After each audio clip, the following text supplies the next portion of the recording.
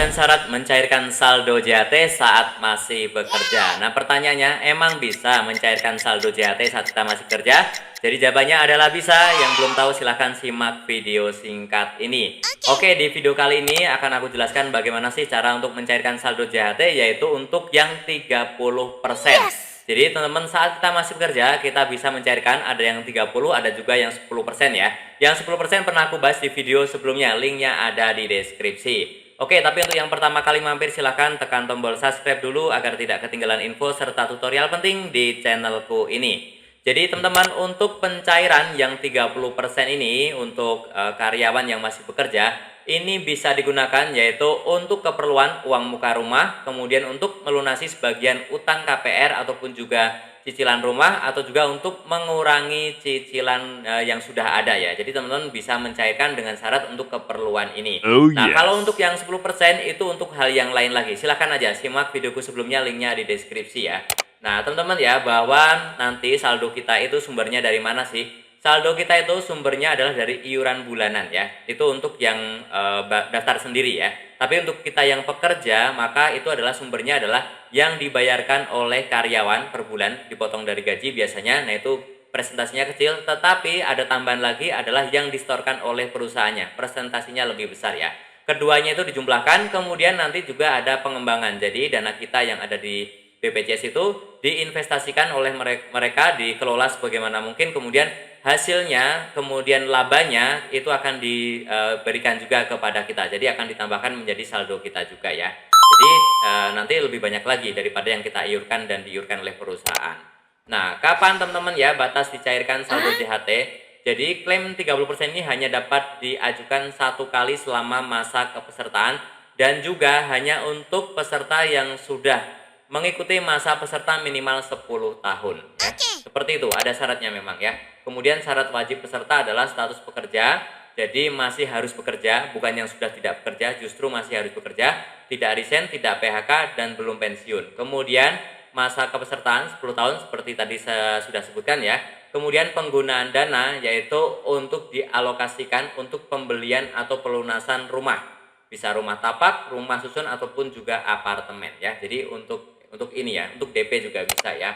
Nah, teman-teman, dokumennya apa saja? Dokumennya nanti adalah dokumen pinjaman atau properti, perjanjian kredit KPR, dan juga nanti teman-teman juga ada dokumen pembayaran, bukti pembayaran uang muka atau rincian cicilan yang akan dilunasi ya. Dan juga nanti dokumen lain ini teman-teman bisa dapatkan nanti di kantor BPJS Tenaga Kerjaan ataupun juga bisa melalui online ya. Nanti kita cek caranya seperti apa ya. Oke, kelengkapan dokumennya tentunya kartu peserta BPJS Ketenagakerjaan. Yang belum punya silahkan langsung minta saja ke HRD. HRD wajib banget memberikan kepada pekerja ya.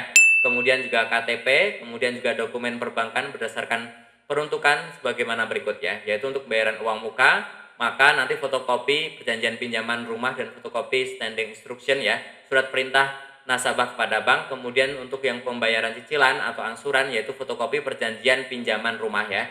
Kemudian untuk pelunasan yaitu adalah fotokopi perjanjian pinjaman rumah, formulir pelunasan rumah yang ini teman-teman bisa dapatkan dari bank ya.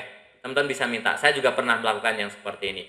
Kemudian NPWP ini untuk yang saldo di atas 50 juta ataupun juga untuk peserta yang sebelumnya pernah mengajukan klaim sebagian. Ini wajib ada. Tapi kalau yang di bawah 50 juta dan belum pernah klaim, NPWP tidak wajib. Nah, bagaimana teman-teman ya cara pencairannya? Yang paling mudah ya kita datang ke kantor cabang ya.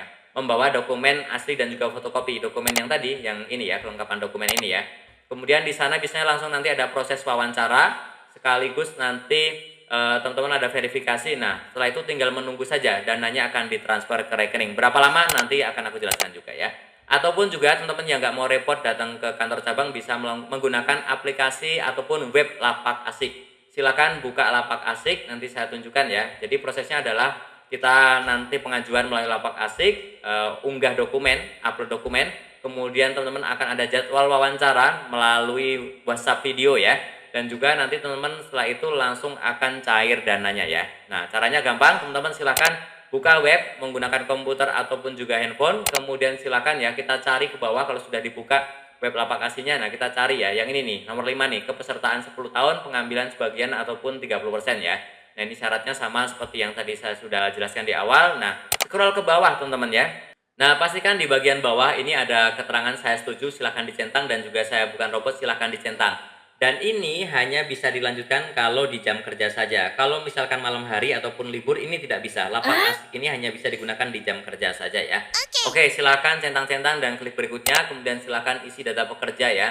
NIK, nomor KPJ, kemudian nama sesuai KTP dan lain-lain. Silakan semuanya diisi. Klik berikutnya. Kemudian nanti juga data pekerja tambahan juga silakan diisi. Sebab klaim silahkan dipilih, kemudian nanti upload beberapa dokumen. Di situ sudah ada kolom-kolomnya. Teman-teman tinggal upload saja dokumen yang sudah disiapkan ini ya. Nah, untuk waktu pencairan yang JHT 30% ini tergantung pada total saldo. Untuk yang di bawah 10 juta itu biasanya 1 hari, tapi kan karena ada proses konfirmasi ke perusahaan ya jatuhnya 3 hari juga ya. Ataupun juga maksimal 5 hari untuk yang di atas 10 juta ini untuk waktunya.